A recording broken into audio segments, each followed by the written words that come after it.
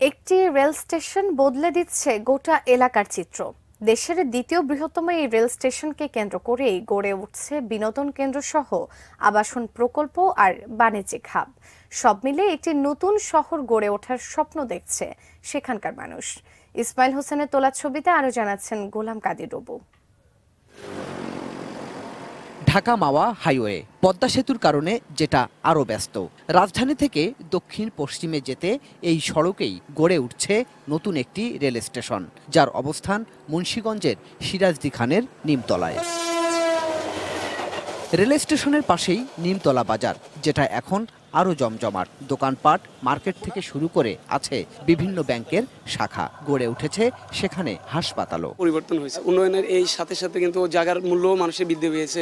Rail স্টেশনটির পাশেই গড়ে উঠছে পরিকল্পিত শহরও। চোখে পড়বে মডার্ন গ্রিন সিটির মতো দৃষ্টিনন্দন আবাসন প্রকল্প সহ ৮-১০টি আবাসন উদ্যোগ, যেখানে আগ্রহ বাড়ছে মানুষের। আরো বেশ কিছু প্রজেক্ট আমরা দেখেছি, তা সেই তুলনায় এটা আমার কাছে মনে হলো অনেক বেশি ভিজিবল। আমরা কিছু জায়গা দেখলাম এদিকে, তো এই যে মডার্ন গ্রিন সিটি, এদের এখানেও আসলাম, তো এদের অনেক গোছানো। মডার্ন গ্রিন সিটি, এরা প্রথমে জমি কিনছে, পরে বালুদা ভরাট করছে, তারপরে বিক্রিতে আসছে। পিছিয়ে নেই প্রবাসীরাও, তারাও এখানে প্লট কিনছেন, প্রস্তুতি নিচ্ছেন বাড়ি নির্মাণের। স্বপ্ন বিক্রি করে না, এটা আসলে বাস্তব বিক্রি করে। ৩-৪টে প্লট আছে আমার এখানে, আলহামদুলিল্লাহ আমরা খুব হ্যাপি।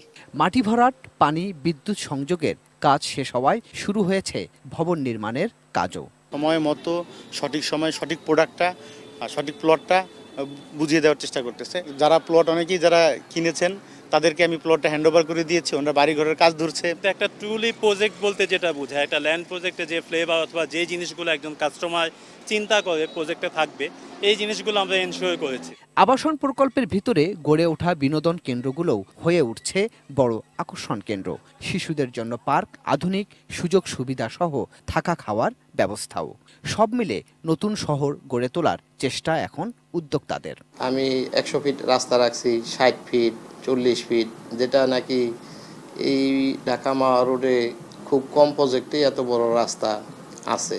এবং একটা পার্ক, রেস্টুরেন্ট, রিসোর্টের মতো করছি। ইউনিভার্সিটি করার জন্য আলোচনা হয়েছে, ইংলিশ মিডিয়াম স্কুল। তো নাগরিক সুবিধা যেগুলা, এগুলা মানে অনেক কোম্পানি বলে, আর আমি এটা অলরেডি করেছি এবং বাকিগুলা করতেছি।